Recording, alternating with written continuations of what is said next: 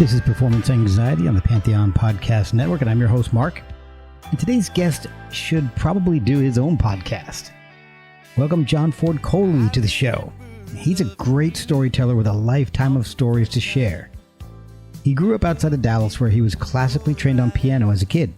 He grew up on opera, show tunes, and church music. But rock and roll wormed its way into his soul, and he struck a deal with his piano teacher to show him how to play some popular songs.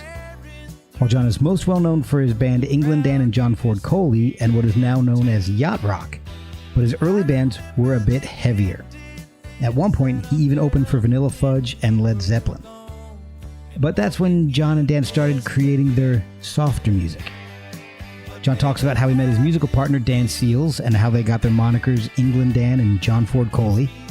He reveals the greatest mistake he's ever made, the coincidence that got him into the studio to watch a Joni Mitchell session, and working with former podcast subject Jim Gordon. After hits like I'd Really Love to See You Tonight, Sad to Belong, and We'll Never Have to Say Goodbye Again, the duo had run its course. John played in some other musical projects before getting into acting. His Godfather connections helped him out there. He eventually left music altogether, but he couldn't stay away forever. The emergence of yacht rock as a genre revitalized his career, except in the Philippines, where he's basically royalty. He tours, playing his hits and telling stories. I've seen him live, and it's a treat. Check him out on Facebook at John F. Coley. His music is streaming and also on his website, johnfordcoley.com, where you can stay up to date with him. You can follow us at Performance ANX on socials. Merch is at performanceanx.threadless.com, and we accept coffee money at ko-fi.com/performanceanxiety. Now let's party like it's 1979 with John Ford Coley on Performance Anxiety, part of the Pantheon Podcast Network. Because promotion anxiety. Oh, performance anxiety. Yeah. Okay. Hey, everybody, this is John Ford Coley, and I'm spending the day here on Performance Anxiety. Come on out. Check out my website, johnfordcoley.com. I'm going to be in various places playing around, and I'd love to see you come out. Well, thank you for joining me this this morning, I guess. Well, yeah. Let's not rush the day away, okay? Yeah. I'm with you. So, all right. So, now, how did you come up, just for curiosity on my part, with performance anxiety? I mean, that's got so many different levels of meanings, you know. It was originally going to be the through line through every episode. But what I found is that it was just more conversational with everybody. It wasn't really interview. It was more just conversation. And I kind of forgot to ask a lot of people. And by that point, I'd already got, the RSS feed, my logo set and artwork. So I just kind of stayed with it. And sometimes we talk about it. Sometimes we don't. It just kind of depends on the guest. But it was supposed to be the through line between every episode, see if people had any, how they got through it and all. But now it's more just like me talking to people that I might be nervous talking to. So yeah. Okay. So anyway, the way I usually like to start things is to start chronologically and find out how you got into music in the first place. I know you grew up studying and playing classical piano. That's usually an indication that music meant something to your parents. Was there a lot of music in the house growing up, or was music were they musicians themselves? Okay, I'm kind of confused because I was under the impression that this was a racquetball clinic I was giving. So I'm joking. Yeah. I've heard stories. You and your racquetball stories are legendary, but I want to ease into those. Actually, my mom and dad, they both sang in the choir. They were both very musical. Mom sang, Daddy sang. Daddy played a little bit of piano. He played violin. I was raised with such an eclectic musical education.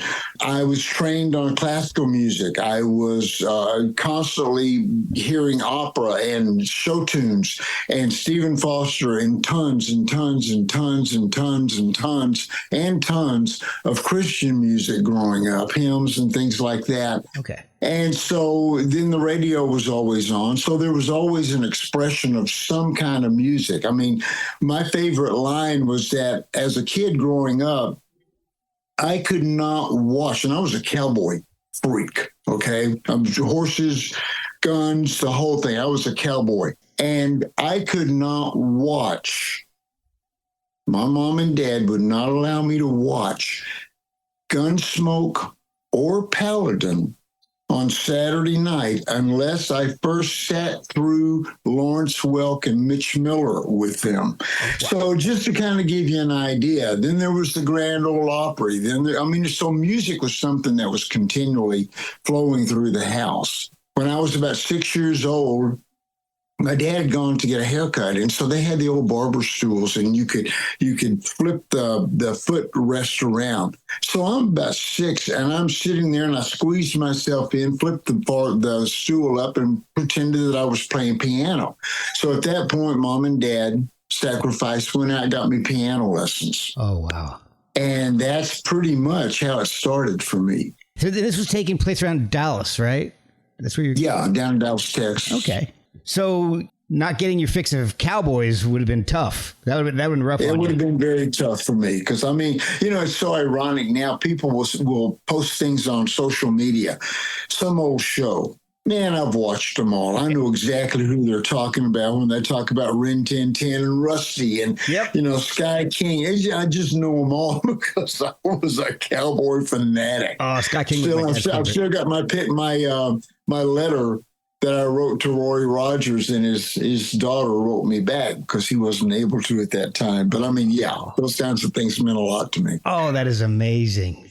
But eventually, rock and roll found its way to you. And I heard that you struck a deal with your piano teacher on how to teach you rock and roll. Right.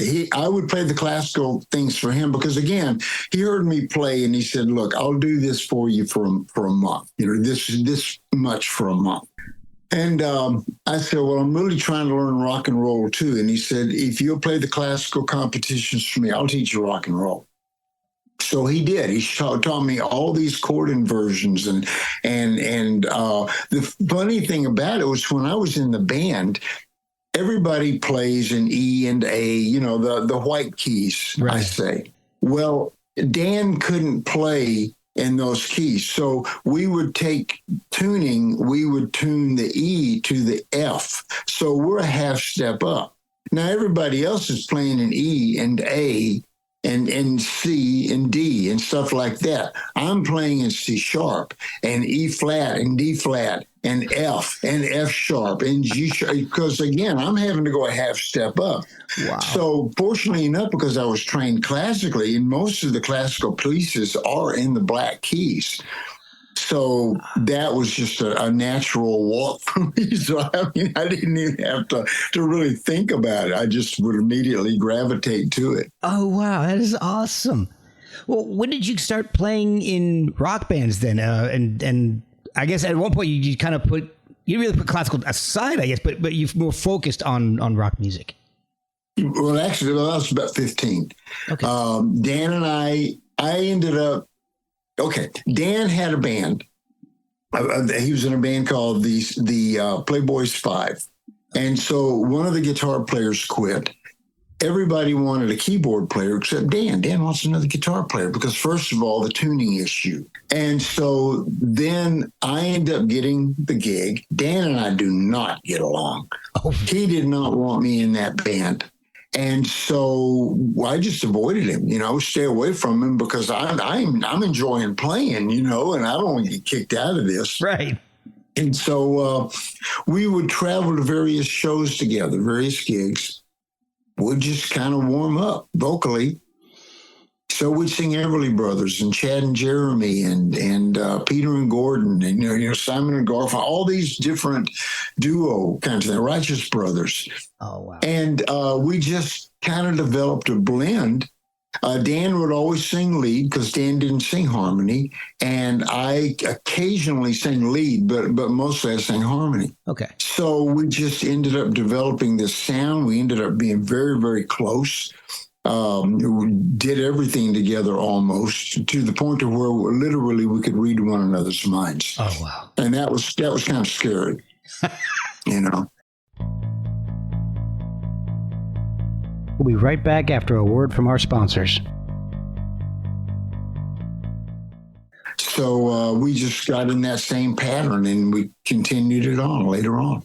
So did the feeling soften a bit because you had the musical connection, or was there anything else behind it? Yeah, it was the musical connection. And then again, you know, Dan and I were very unique in a lot of respects. First of all, you have all these groups that are continually at one another's throat. Yeah. Dan and I didn't fight.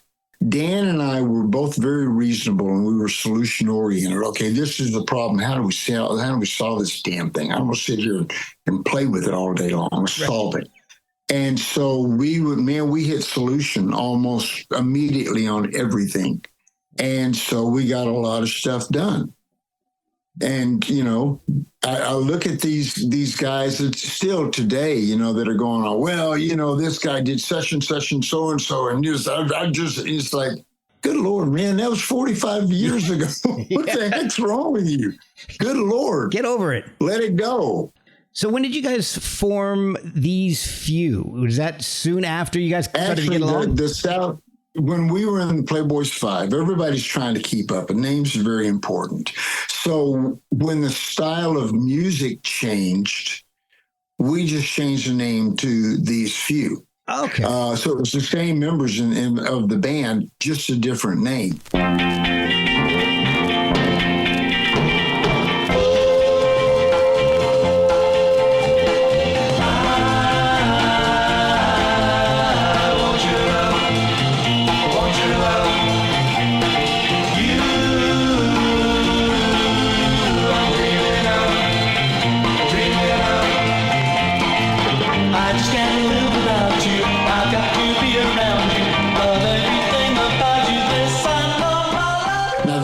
Thing about it, and I was talking with our lead guitar player who actually passed away last year, and Ovid Stevens. We used to play together. He played with Dan and I in California. He played with Seals and Crofts. He was our original guitar player, and I was talking to him about the original members in a band. And he said, you know, we always had the original members except when we added these guys. And I said, well, actually, no, we didn't, because I was not an original member in the Playboys 5. I came in as a replacement.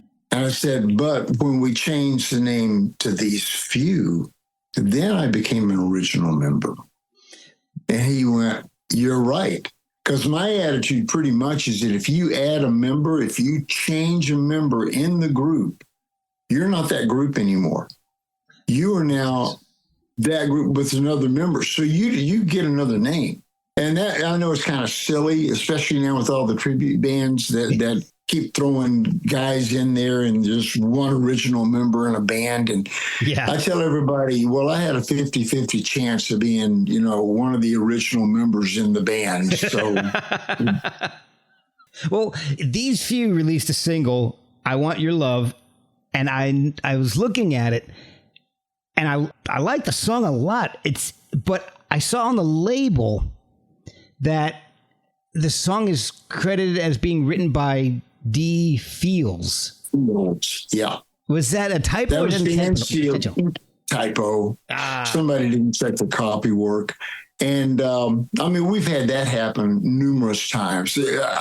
One of my favorite things is telling people how many songs and how long it took me to get Dan's name off of them. You know, he didn't write them. They just, came in from both of these guys. Okay, so everybody wrote it. It's like, no. Wow. No, he didn't. Oh. So, I mean, I got quick claim letters and everything from him. So it's like, wow. It's irritating. And then you guys ended up becoming Southwest FOB. Right. And now, when we became Southwest FOB, that was during what we call the soul era, Otis Redding, Sam and Dave, and all that, Wilson Pickett. So we were playing that kind of music. Well, we thought in order to keep that sound, we added a trumpet player. So we had changed the name just before, and then we added the trumpet player. So now we got the new name. Then we ended up having Buddy Lay, who was our drummer for all those years, These Few Playboys, all of that. He ended up getting drafted. Oh. So now we've got to add a new drummer. We went through a horrific time attempting to find a drummer that could play with us. Because again, we played all over the map. Dan and I actually ended up in that band, the Southwest FOB, playing kind of fusion jazz.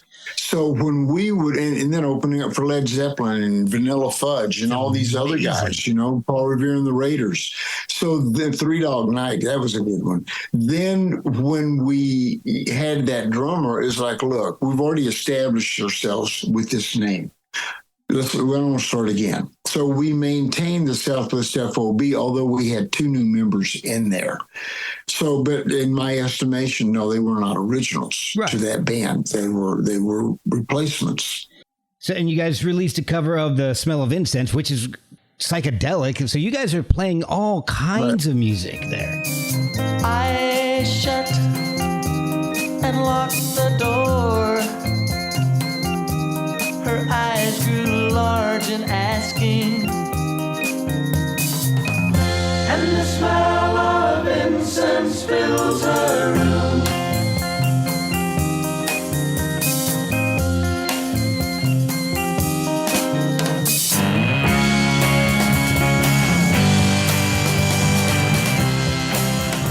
We were all over the map. And I'll tell you a funny story about that particular song. Like I said, we traveled with Three Dog a lot, and those guys were great guys. And Jimmy Greenspoon was the organ player in the band. So he came to Nashville, and we were hanging out, you know, and we were just sitting there talking about one another's musical history. And I said, yeah, well, you know, Dan and I were in this band called the Southwest FOB. We actually had a hit. I think got like number 60 or something in the nation called Smell of Incense. And Jimmy jumped up and he says, what? He says, the song by the West Coast Pop Art Experimental Band? I went, yeah, you know that song? And he goes, John, I was the keyboard player in that band. I said, we played against you guys in Luann's. We were at one end, you were at the other. We didn't get to meet. And it's kind of, he says, I was wondering who did that song, and it was you. And I went, guys, this is like the world just continues to get smaller and smaller. That's awesome. Yeah. All right, so you guys are going along. What made you guys, you and Dan, decide to go acoustic? And were you doing that while you were still Southwest FOB? Was it side by side, or was it a clean break? It was kind of a side-by-side for a little while, very short while. We would open occasionally for the Southwest FOB just to kind of get our feet wet. Okay. And at a certain point, we said, okay, we're done. We ended up getting rid of the keyboard, or getting rid of the bass player, and that was from the Playboys 5 all the way up. And then we added another bass player, and we added a keyboard player. Okay. Keyboard player was absolutely phenomenal. Shane Keister. Shane went on to play with Elvis. He played on our records, you know, in Nashville. He was a great session guy. The other guy was just a problem all the way down the line. So then you added him with the drummer, and we had a real major problem. So Dan and I were going, enough is enough is enough is enough. Yeah. So we just said, we're going to do this. And the guy even offered, our manager offered us $100 a week. And this in 1970, that was good money. Yeah. And we said, no. We're going to do this. So we went out, started doing our own songs, playing in folk clubs, playing in Pizza Huts, playing in any place that would have us play, you know, and making $25 a night. But it was great because it gave us a training. Trying to stand up in a rock band, you don't have to open your mouth. You don't have to say a word, except occasionally, you know, you might end up announcing a song. Right. But you don't tell stories. You don't connect with the audience. You stand there and you just try to look cool. You pose. Hello, Cleveland. And deafen everybody. Yeah. Well, now you're standing in front of there and there's dead space. And I was more the talker. Now, the funny thing about Dan and I was that people think that I'm funny. Dan was insanely hilarious. Oh, really? Until he stepped on the stage. And then when he stepped on the stage, he went into the rock thing. He couldn't talk. He was as unnatural speaking as anything I've ever seen. So it fell to me. And it was great training for me because I'm learning what to say, what not to say, what story to tell, string breaks, things out of tune. You need some kind of filler. So I was a storyteller anyway, telling jokes all the time. And it just kind of came naturally to me. So it was a great proving ground. When did you guys decide you needed to change the name from Coley and Wayland to England Dan and John Ford Coley? And how did you pick those names? Because you drop an L in your last name and add an entire country to Dan's first name. Actually, Dan used to mimic the English accent back when the English came out, Beatles and stuff. If you've ever heard a Texan attempt to mimic any accent, maybe other than Alabama, it's comical. And so he would do that. Well, we were looking for a name anyway. Coley Wayland, it was okay. It was okay, but it wasn't really something that was people were going to remember. Right. So Jimmy Seals from Seals and Cross, Dan's older brother, Jim Seals, he gave us that name. He said, we're going to drop the L because nobody can pronounce your last name anyway. They call me Cooley, Collie, Connolly, everything but Collie. Wow. Okay. And then he drops the L, and it says in John Ford. John Ford was the famous director, did all these cowboy things. I was a cowboy. I owned horses and was working cattle occasionally and stuff like that. So I was in the seat most of the time. Now, when he said John Ford, who directed all these great Westerns, I didn't go to John Ford, the director. I went to John Rip Ford, the last Confederate general from the War for Southern Independence down in Texas. That was the last battle that they won. And then also he had helped bury some of the men from the Alamo. Well, I had a connection with that as well. Oh, wow. So I had a great grandfather. He and 60 other men, he was an early settler in Texas. So they were on their way to reinforce the Alamo. And they got to Gonzales about 70 miles away the day before the Alamo fell. So had they made it to the Alamo, they'd have been killed in the field. They would have never made it into the compound.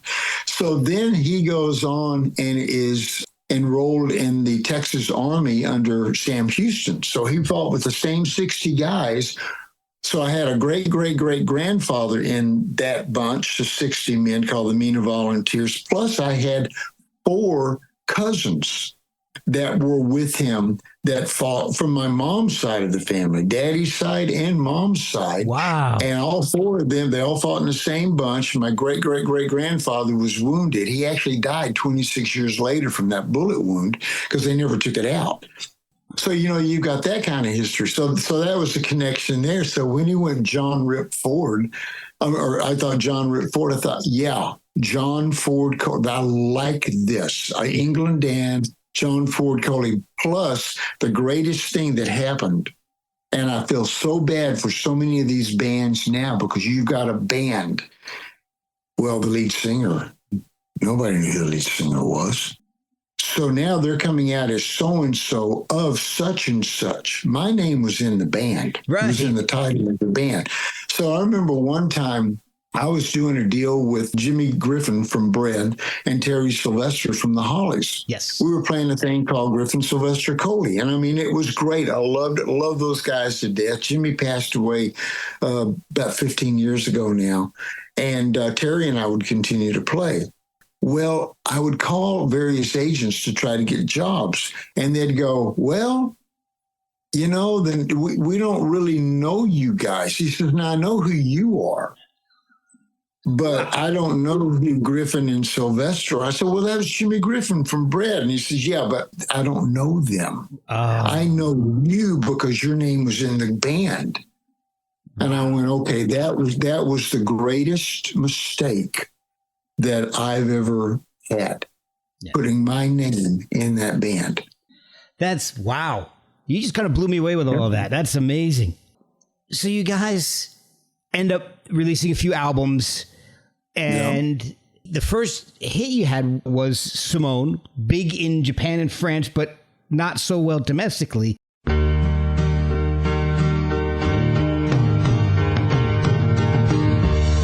Simone, why do you cry? Don't you know your tears will dry? Take away that loneliness there inside. Oh, if you try. Simone, why do you cry? Are you guys writing together the whole time? Are you each bringing something to the table separately? Or Dan and I had a unique relationship. We had, as far as writing was concerned, up until I'd Really Love to See You Tonight came out, Dan and I did like Lennon McCartney. It didn't make any difference who wrote the song. We both took credit for it. Okay. Now, if you listen to the different things, you can tell who did actually write the song. We wrote together quite a lot. Dan would bring in a song. I would bring in a song. We'd finish it together. Okay. Occasionally, we'd just start from scratch. There's a lot of songs that I wrote. There's a lot of songs that Dan wrote, but we both took credit for them. And we didn't change that, like I said, until we got to the Nights of Forever album that had Really Love to See You Tonight on it. Right. And so that's... Well, you guys got dropped by A&M and then picked up by Atlantic on the Big Tree label, 76. Right. And that's when the hits started to come. Yeah, that's when we went to what I reference as commercial.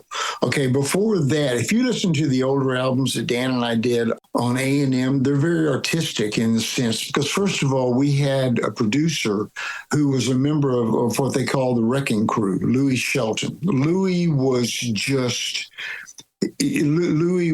a masterful guitar player. Plus, he was so easy to work with, but he was musical. And so he would pull in a lot of the guys like Joe Osborne from the Wrecking Crew or Larry Nectar, who played on Bridge Over Troubled Water. Yeah. He'd pull in, all these different people. One of my Hal Blaine, who played on all the Beach Boys stuff. One of my favorite stories was the fact that we had a guy that he pulled in. He says he can play this song. It was called What I'm Doing.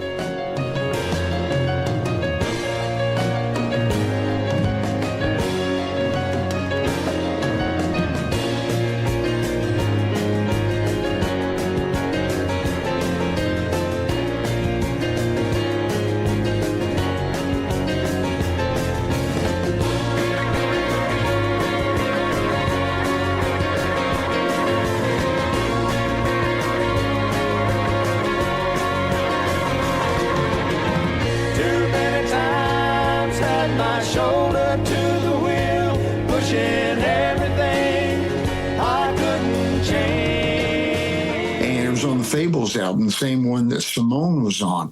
Well, the guy's name was Jim Gordon. Jim played with Eric Clapton. He played with all these people. I've been with Rita Coolidge, Joe Cocker, that whole deal. And he ended up, the drugs got him. And he ended up going sideways. Okay. And he killed his mom.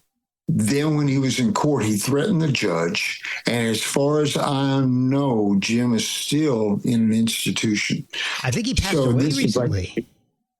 Okay. I have not heard that he passed away. But I mean, he was such a good guy and such a good drummer. We got along so well. And he did such a great job on that song because, again, I wrote that song, but Dan and I both took credit for it. And when I play, I have a classical feel. So you're going to have a song that starts off at one tempo, then it's going to go just ballistic crazy in the middle of it because of the influence. Soldier in the Rain, Children of the Half-Light, all these different things that have that influence in them. So that was one of the first songs that we had that took off in that direction. And Jim he was phenomenal at following that. Because normally what I do, I mean, I had such a fun time. I go to drummers when I have to play with the band, especially bands that I have not played with before. The first thing that I do is I walk up to the drummer and I say, "My name's John, and now I want you to understand one thing. I am classically trained. What that means to you is that time doesn't mean shit to me, okay? We're not going to do this pedantic thing to where it's going to be on the beat every time. Man, I speed up, I slow down. I play by myself all the time, and it's all about feel. It isn't about locking it in. Okay, so you follow me." And I've had every one of them go, "Man, I have not had that kind of fun," because, trying to follow, I say, "Put my piano and my guitar in your monitor. And if you start to speed up and I don't feel like it, I'm sticking where I'm at and you're going to have to catch up to me." So, I mean, and it's fun, because again, being trained classically, it's all about feel. It's not about the tightness of the block. Yeah. We'll be right back after a word from our sponsors. I'm thrilled to hear that you got a chance to work with Jim Gordon. I actually just a few months ago we did an episode about him. There's a book that was just recently released, Drums and Demons. He did pass away in 2023. And so I had the author of the book on, and he just told stories about Jim and some of the amazing sessions. So to hear that you got to actually work with the man is just amazing. He was one of the. The ironic thing is that we come out of Dallas. We've come out of a successful band. We've had the hit where everybody in Texas knows Southwest FOB. And so I'm playing with all of these top-notch players. Again, Joe Osborne, Hal Blaine, Harvey Mason, all these phenomenal players that could play me under the table if they had 106 temperature, And I'm thinking I'm something. Well, I had no idea who these guys were. And then when I found out, I'm kind of embarrassed, because it's like...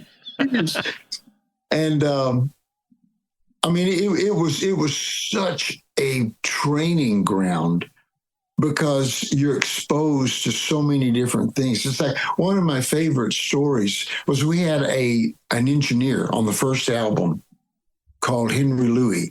Henry was German. Henry was very precise. He was very hippie-ish. He's doing transcendental meditation all the time. So we take a break. He does his stuff. Well, one day we had taken a break, and I came back into the studio early, and Henry's sitting there, and he's just kind of, preparing for the next session. And all of a sudden, he just turns to me and he said, "John, who do you like?" And I said, "Musically?" He said, "Yeah, who do you like?"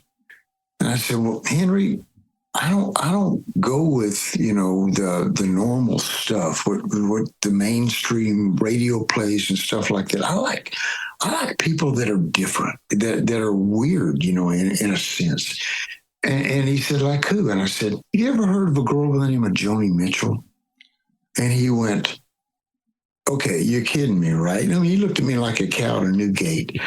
And he said, "Are you serious?" And I said, "Yeah." I said, "Have you heard of her? Have you listened to her music?" And he goes, "John, I'm her producer." He said, "I produce her records."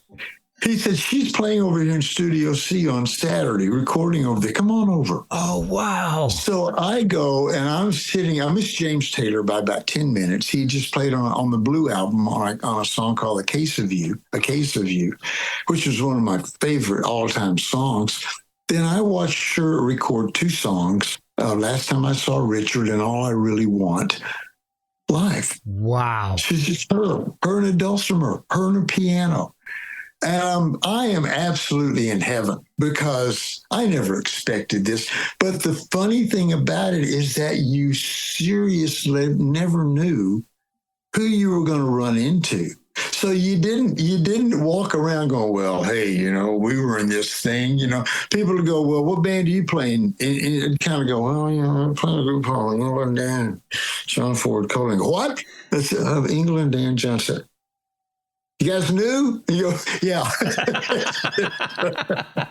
But I mean, the first thing we did our album, and so they had us playing. They wanted to introduce our album to the audience. Well, who do they pick? Carole King is playing at the Troubadour, coming right in the middle of the Tapestry album.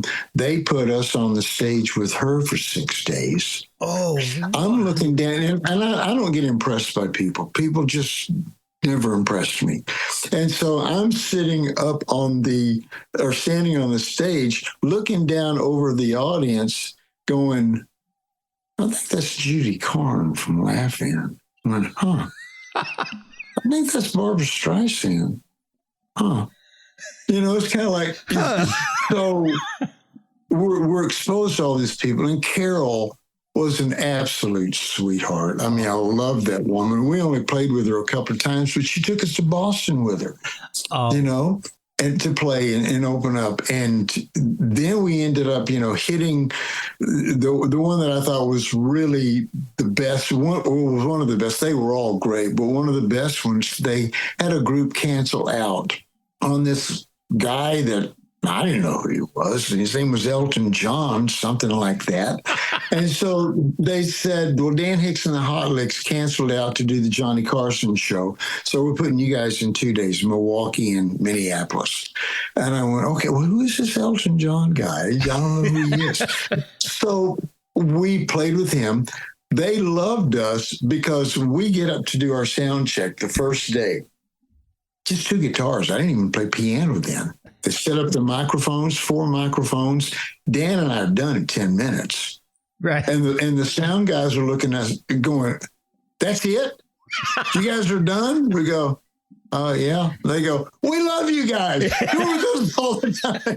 Because they didn't have to tear anything down. So they didn't have to move anything, So just grab the microphone, strike them off the stage. So then we played with Elton again down in San Diego. Then we get a call. And he says, I'm going to England for a month. Come with me. So we played, in England with Elton John for a month, going all over the place. That's incredible. Then he comes back and he's going, watch these guys. These guys are going to be the next ones.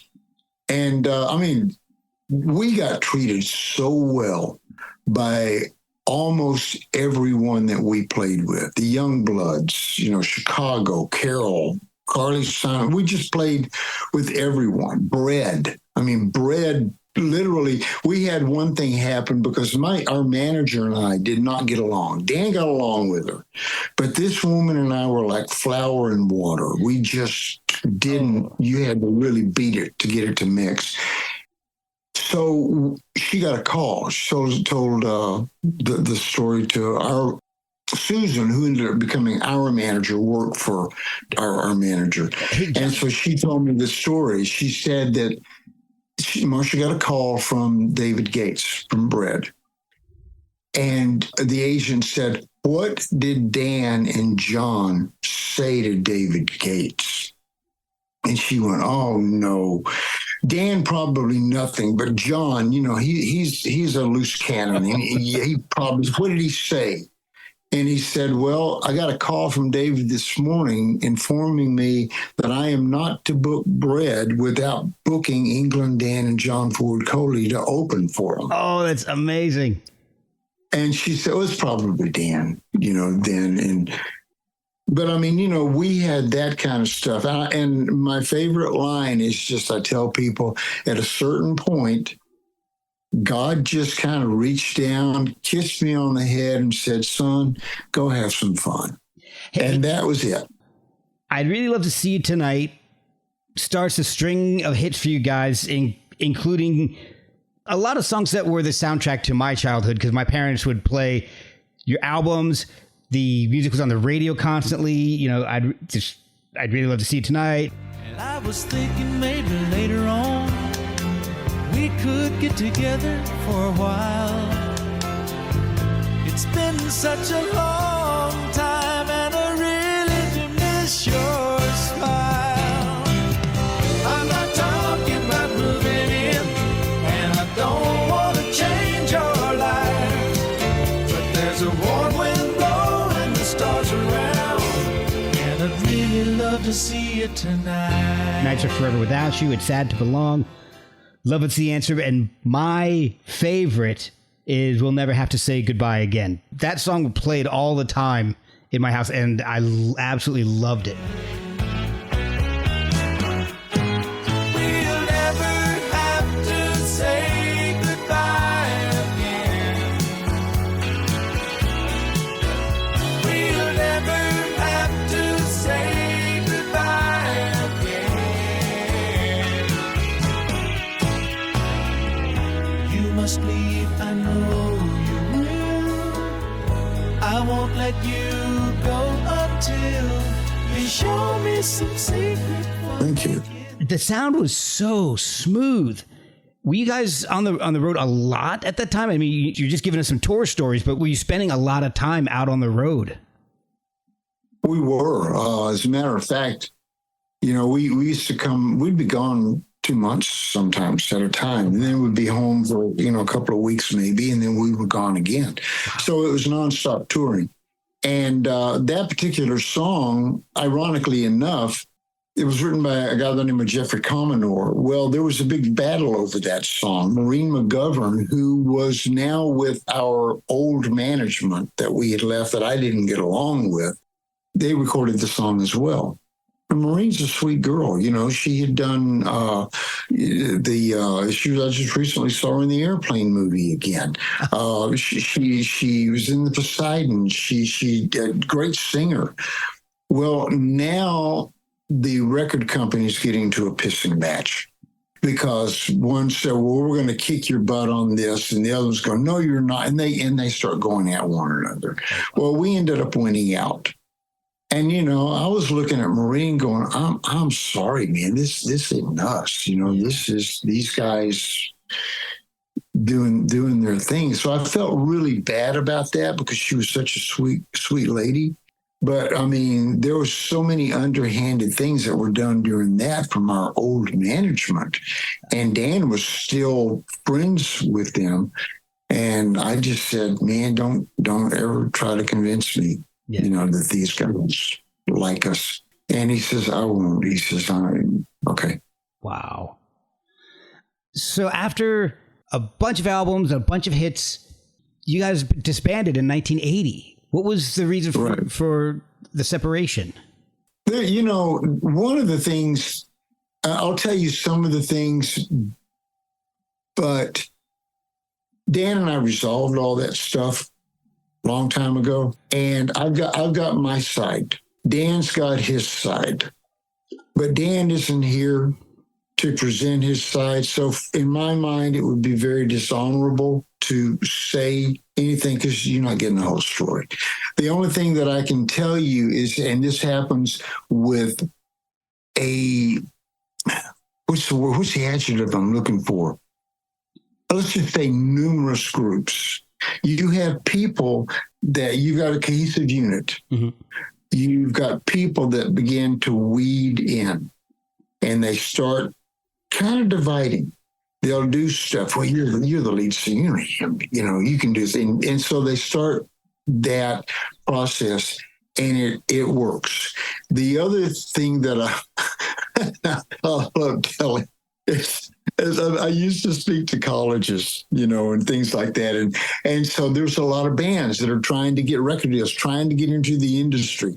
And I say, here's the rules. Okay, rule number 1. Keep your wives, girlfriends, husbands, and boyfriends out of your business. Yeah. Okay. Number 2, keep your stupid girlfriends and wives and stupid husbands and boyfriends out of your business.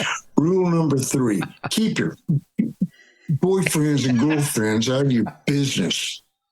Because some guy's girlfriend gets in a fight with another guy's girlfriend. Now these guys are fighting one another. Now and it's like you just busted up the band over something that's just so unimportant. Yeah. So it's like, no, watch the people. And like I said, Dan and I were very reasonable with one another. We were solution oriented, but it got to the point to where that started being impeded. And you have to be so aware and remember what the original concept, more or less, when you're up to your butt in alligators, you forget the original concept was to drain the swamp, So Good point. That's how it came. But I mean, the fortunate thing is that when Dan passed away, we'd had things. He'd gone into country, did very, very well for him. And I was so proud of him because that's where Dan should have been anyway. He had such a great country voice. And so when he passed away, we had not been able to communicate because I had left a religion and they were fearful I was going to try to convert him. And it's like, no, I don't convert people, number one. Okay. But the second thing is that no, I don't do that. And so when the night before Dan passed away, he called me. And it was just Danny and John, sitting in the car, singing. So it's like, I don't have any unresolved issues or feelings over that time period. I'm as thankful as I can be, otherwise I'd be out doing construction or teaching English lit or something, which is, not the most thrilling of things to do, So, so I'm extraordinarily thankful of that. And oh, that's so great to hear. I'm so happy that everything was squared away before he passed. That's wonderful. Yeah. So how soon after the band broke did you form Leslie, Kelly, and John Ford Coley? And how did you meet the ladies? Actually, they were members of a religion that I was in. I was very close to their mom. Okay. So then I actually ended up dating one of the girls, which is never. People, it's so funny. They say, would you ever date this girl? I said, nope, they're a musician. Nope. No, watch my lips. No, because there's nothing to talk about. And it's like when you can only, I hate to talk about music. It just bores me to tears. My attitude is like, okay, we've done that. Now let's talk about something I want to talk about. Like, let's say nuclear fission. Let's go with that, People are like, what? So I got with those guys actually prior to Dan and I breaking up. We just kind of go out and do little things together, call it Leslie Kelly and John Ford Coley, of course. Yeah. And then after Dan and I split, it was like, okay, why not? Let's just give this a go. So we went on A&M Records. It was an entirely different sound. It was almost like, the Mormon Tabernacle Choir most of the time because it was three harmony. Yeah. I always sang the high harmony. Well, now I'm singing the low harmony because you got a girl in there. So now you've got a lead singer. Actually, she was a great lead singer, but she sang in a higher register than Dan did. So it put me up where only dogs could hear if I ended up, singing the high part. And so I would just drift down to the low part. But we actually had about 10 years difference between us. And they had come out of another generation of music. Yeah. And so we just kind of started, we were doing a lot of writing, but it wasn't gelling because we musically were not the same. Right.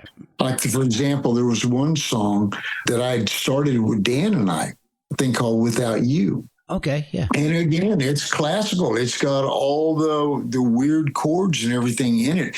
And we ended up doing it, but it was the only one like that on the album because they had to put the other influences in. All right.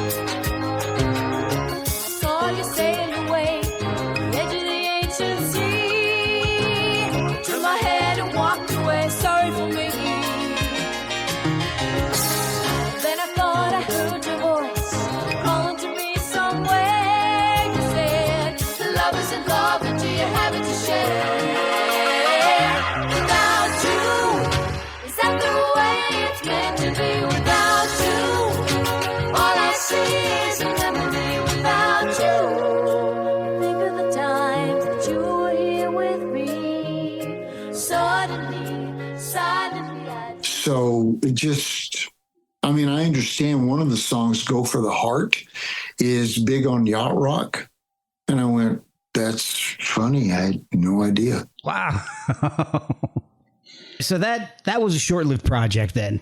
And that was a very short project. I knew it was doomed when they really wanted to go on a thing called Star Search. oh yeah, I remember that. And I'm going, what? Come on, man. That for me doing that would be like a real step down. Yeah.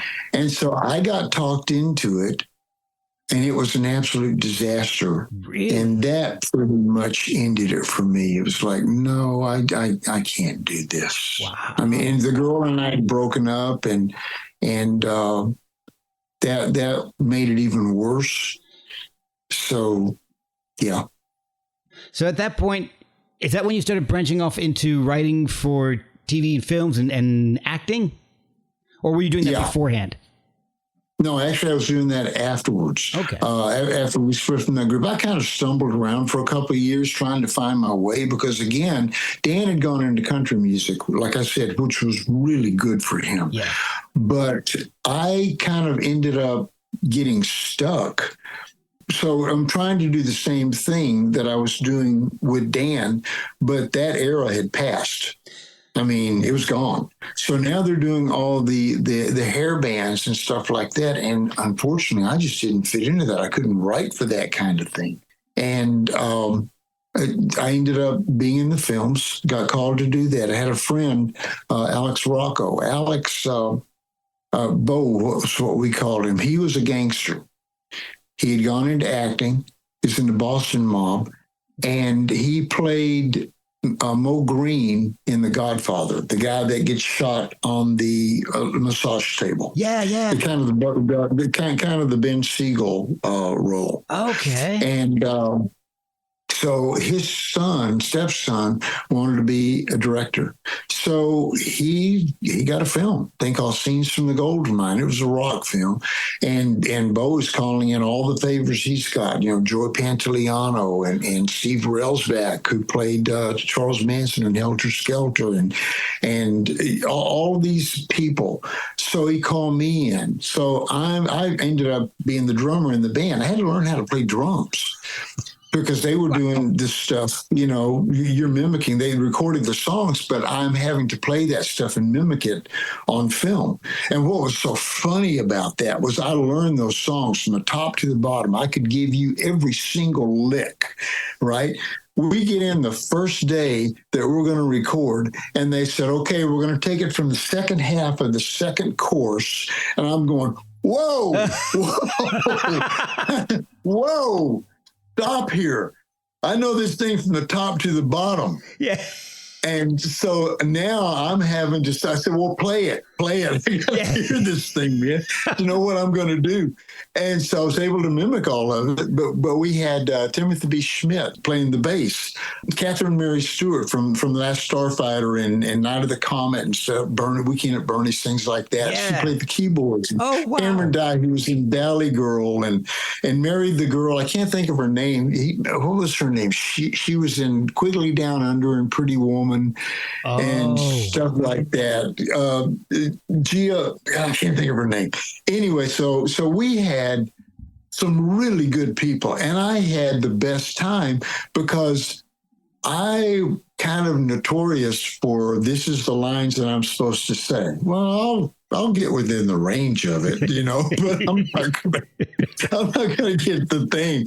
And so they started feeding me lines, saying, can you do this? Can you do that? Well, I'm ad-libbing so much of this stuff, and they love it. The writer loves it because it's funny, but I'm not getting credit for it. He's getting you see, the screenwriter was so-and-so. So they even had one thing on there to where we were playing in a club, and they said, look, John, we want you to do this. You're going to be sitting at the bar here, and the waitress is going to come over, and you're going to do your best, because the guy's name was Kenny Bond. You're going to do your best James Bond kind of accent thing, on her. Say, hi, my name's Kenny Bond. So I'm introduced to this girl, this big girl, muscles like a bodybuilder. Okay. And I said, well, my name's John. She goes, hi, my name's Hope. And I went, oh, shit. And I turned around and they're all laughing like crazy at me because it's like, oh, well, you guys got me. Okay. And it's like, okay, here we go. So I did the role. It didn't make it into the film because it was just a joke kind of a thing. Yeah. But I had such a great time on that film, and I learned so much, and it's a very dark film. Oh yeah.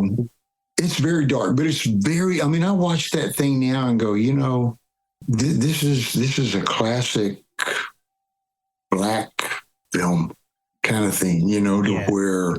What do they call it? Film noir. Yeah. So that was a lot of fun. Then the same guy did a thing called Dream a Little Dream. And he says, well, we got the two Coreys, the same director and producer. And he said, we want you to do them. So we got one or two roles.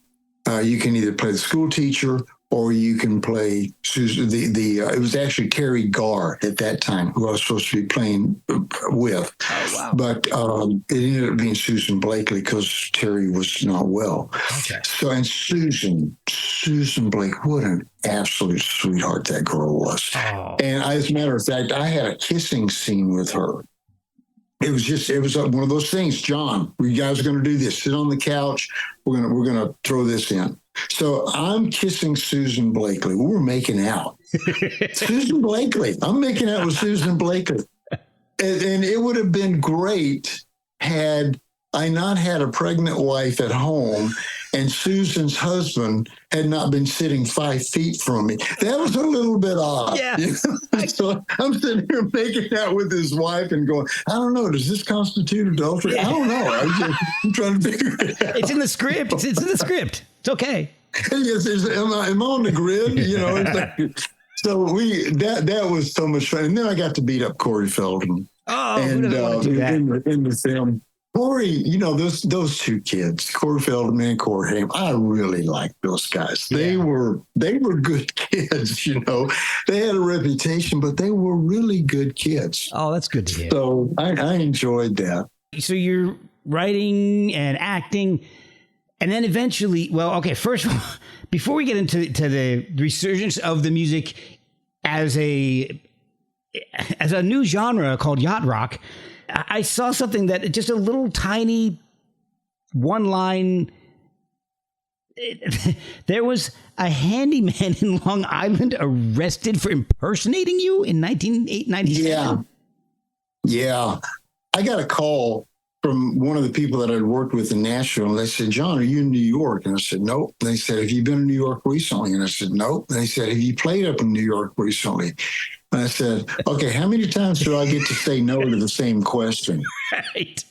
And he says, well, you got a problem. There is a guy in New York who's claiming that he's you.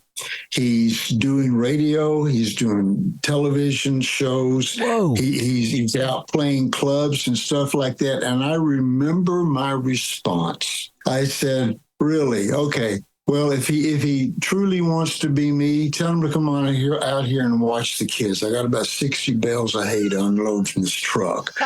Okay.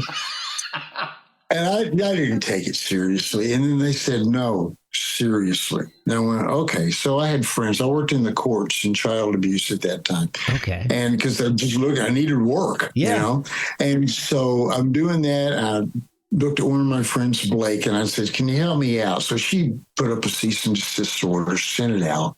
Then we found out the guy was really serious. They started showing me videos of him on TV shows. And first of all, wow, I'm from the South. Okay, I've got a kind of cross between a Texas and Southern accent, and this guy sounded like he was straight from Long Island. Had hands the size of the state of Montana. I mean, and he's talking you about when I wrote this song, and I'm listening to this going, okay, this is going to be fun. And then he is borrowing money from everybody. And then a lady said, well, I went to see him. And my first thought was John Ford Coley's really lost it. Oh. And I thought, okay, that does it. That does it. This guy's going to probably knock somebody up. Yeah. And I'll give him an HLS test on me, and I'm going to no, I ain't going through this. So we had him arrested. Oh, wow. They gave me all kinds of information on the guy. So then what was the thing? Real TV got involved in it and did a whole piece on it. Oh my gosh. So it's just people. And then I was talking with Dan, and he said, what is it with you and people impersonating you? And I said, yeah, man, there was the kid down in Miami. There was the guy in Ohio that was trying to get music equipment from the music store. Oh my I said, that's like 3 times. And he goes, no, John. He says, remember the guy that was impersonating you when we were in the FOB? And I went, oh, God, man, I forgot about that one. Really? So it's like 4 times. Oh, my God. And I thought, I have no idea why. Maybe, I don't know. So they did a year in jail. Wow. So. Oh, that's amazing. Yeah. So you've been busy releasing new music over the past few years. What got you back into songwriting? And is this actually, I moved to Nashville about 97. I mean, I came back to do a couple of things called Tin Pan South. Okay. And that's where they have all the songwriters. And back during that time, before the deluge, the invasion occurred, there was a lot of clubs. Douglas Corner, the Bluebird, of course. You had so many places. So they get all the songwriters, 3 and 4, 5 sometimes at a time, and they go around, they play their hits. Okay. And then you'll have 2 shows a night, and you have maybe 15, 20 clubs that they're doing this in. And it goes on for a week. So I asked if I could be in that. Well, they didn't really have room. So I went over and talked to Marvin Luke, who actually, he owned Douglas Corner. And he said, no, man, he says, you come in, I'll make room for you. So they squeezed me in, and I played Tin Pan South. And it was, I ran into so many phenomenal people. Oh, wow. And I loved the way that they wrote back here. Now, the great thing for me is that I had the presence of mind that when I came back, okay, I've written hit songs. I've had records. I got records on my wall, stuff like that. I got my lunch handed to me, and I had the presence of mind to say, stop, show me what you just did. Show me, playing guitar. I had never done it. Stop. What'd you just do? And they were so gracious in helping me do that. Well, I discovered that I'm an internal writer. I'm not an external. So I write inside myself. It'll take me months to finish a song. These guys, I played with 2 guys, Rob Crosby and Jim Collins, wrote a song with them. Honest to goodness, man, it was like watching a ping pong match. These guys are like, and I'd go, well, how about, and they would look at me like, and then they're going back and forth again. So at the end of the song, I said, well, I put the comma there. I think I put that period right there. And they said, no, man. I said, you really helped a lot. And I went, okay. But it was so foreign to me. Wow. But again, the songwriting at that time was stories, and it was clever. And those guys, when we'd write a song in L.A., we write a song, we're done. These guys write it, then they revisit it the next day. Then somebody comes up and goes, you know what, this line right here, and they perfect it and perfect it and perfected. And I was so impressed by that. So I would sit and write with a lot of these guys just to learn, but I would end up still writing so many things by myself. Is that where the music for the albums like Eclectic and Sketches Volume 1 came from, or were those older songs? Yeah. Those were songs that were written about that time period. Okay. All the way up. Some of them are brand new. I mean, I had one, I thought it was a funny story. There was a show that I used to watch a lot because, again, it was horses, and I've always been a horse guy. A thing called Heartland. And so this song came to me right at the very tail end of the Eclectic album, a thing called Wild Horses. Knowing one way or the other, knew we'd go full steam ahead. They said we're like wild horses, untamed and free. Wild horses, broken were we. We're like wild horses, chasing the sun. And I went in the next day and I talked to Tom, the producer, Tom Worth. Tom's done all of my stuff. Tom's a marvel, number one. He's a great artist in his own right, but he's a marvel. And so I said, this song came to me last night. Tell me what you think of it. So I played it and he said, well, first of all, that song kind of makes me mad. And I said, well, why? And he said, because you couldn't wait to get together with me to write that song. And I said, Tom, I didn't really write it. And he says, no, you said you wrote this thing last night. And I said, no, I said this song came to me last night. I have no idea who wrote this song. It's got my name on it, I'll tell you that, but I have no idea who wrote it. Wow. And he said, I've heard you say that before. So it's like Soldier in the Rain, for example. That whole middle section, that crazy, involved, insane section.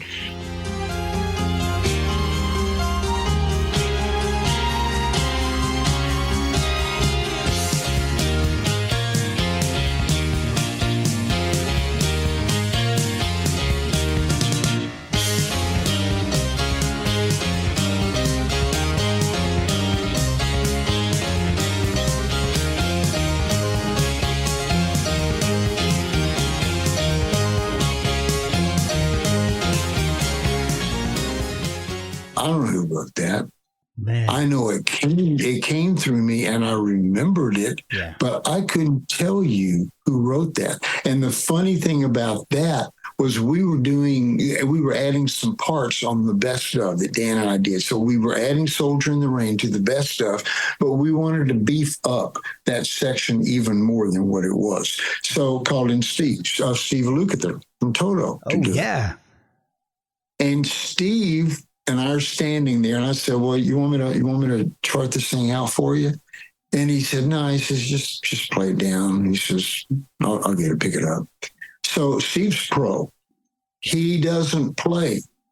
He just listens to what you're showing him. And he looked at me and he went, on second thought, maybe you ought to write this one down. And I went, I stumped Steve Lukather? Whoa. That's crazy. It's a good day already. Have a donut. Mark that on the calendar. Absolutely. So, writing a lot of those songs like Cottonmouth Grove, which my future ex-wife swears I'm going to burn in hell for. It's just like, it's because it's different, She sat down by muddy water near the path where her lover would go.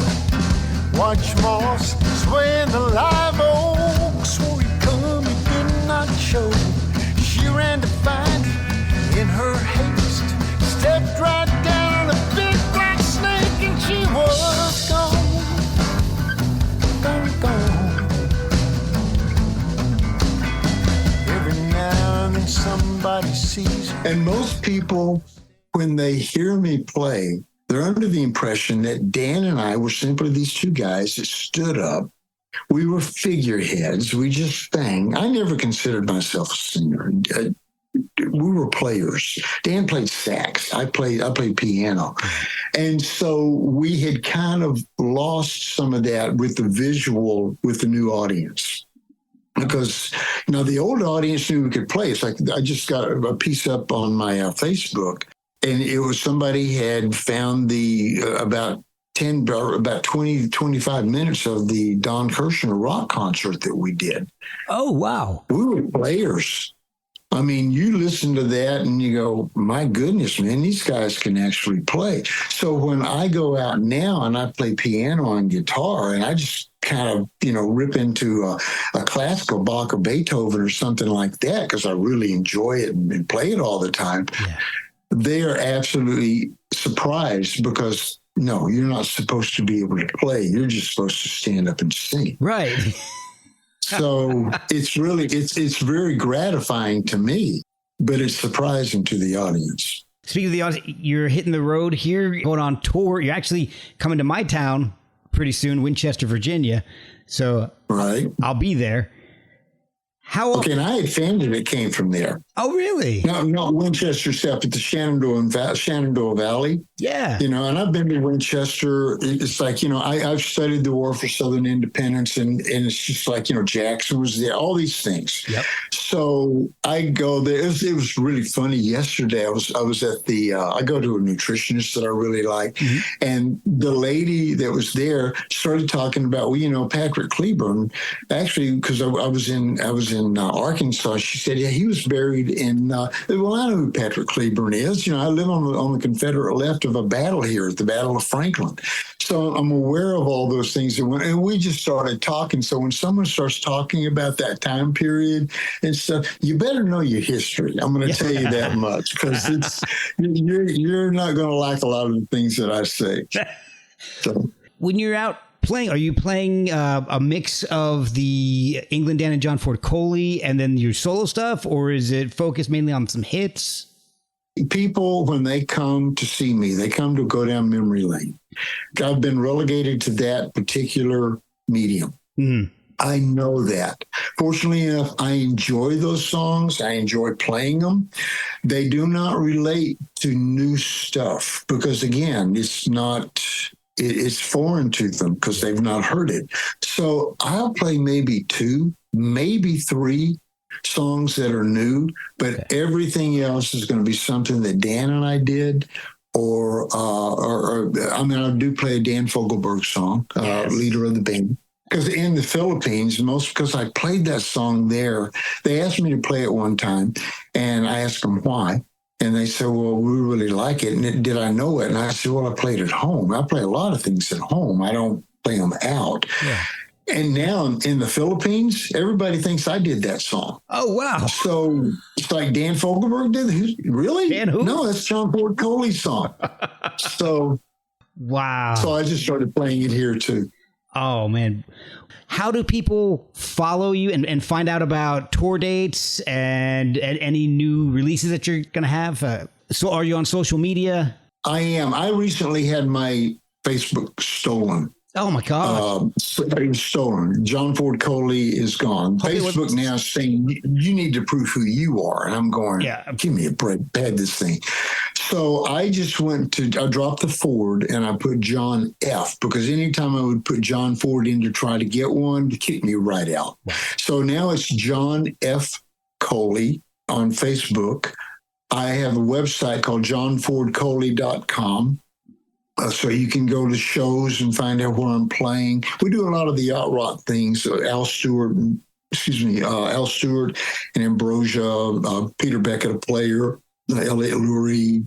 We used to play a lot with Gary Wright, but he passed away recently. So that was a big loss for us. Stephen Bishop, played with him a lot. He doesn't really tour anymore Orleans, either. So Orleans, we play with those guys. Good band, Orleans. Yeah.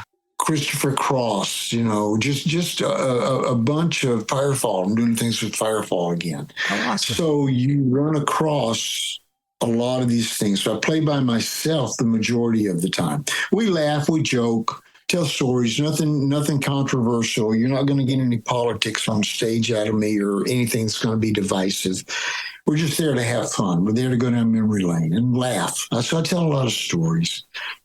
But you can go to the website, again, johnfordcoley.com. They've got merch. I've got T-shirts, Love is the Answer T-shirts, and the original design on England Dan and John Ford Coley T-shirts, books, CDs, things of that nature. Pool tables, I sell swimming pool, stuff, and I'm joking, but... Can I get a swimming pool liner, an entire liner with you and England Dan on it? Right. We sell, ammo and. Well, I had a guy recently talking about ammo. Some guy was trying to steal my website, not the website, the Facebook. And I wrote him, and man, I tore into that guy. Like I went through him like I went through a cheap TP. It was just like he wrote me back, and he threatened me. Oh. And he said, well, this was a friend of mine had written and said, no, you're not him. And he said, well, she's first to die. Then I'm coming after you. And I wrote him back and I said, well, I tell you what, if you're going to come to kill me, please, let me ask you to wear some body armor because I've got some experimental prototype ammo here and I want to see what the effects on it are on body armor. That guy was off that page that quick. I don't blame him. Okay. Come on, man. Oh. We'll party. Well, so speaking of partying, I cannot wait to see you in Winchester. Hopefully I can stop in and say hello to you after the show or something and say, oh, you know what? Come on up. I always go out. I like to talk to people. So after the show, we just sit out there and just chat, kind of get to know people and things like that. I'll be the guy with the camera, so I'll be easy to spot. Okay, sounds good. Well, thank you so much for spending a whole chunk of your morning with me. Thank you. Met you on a springtime day. You were minding your life and I was minding mine too. Lady, when you looked my way, I had a strange sensation, and darling, that's when I knew that it's sad to belong to someone else when the right one comes along. Yes, it's sad to belong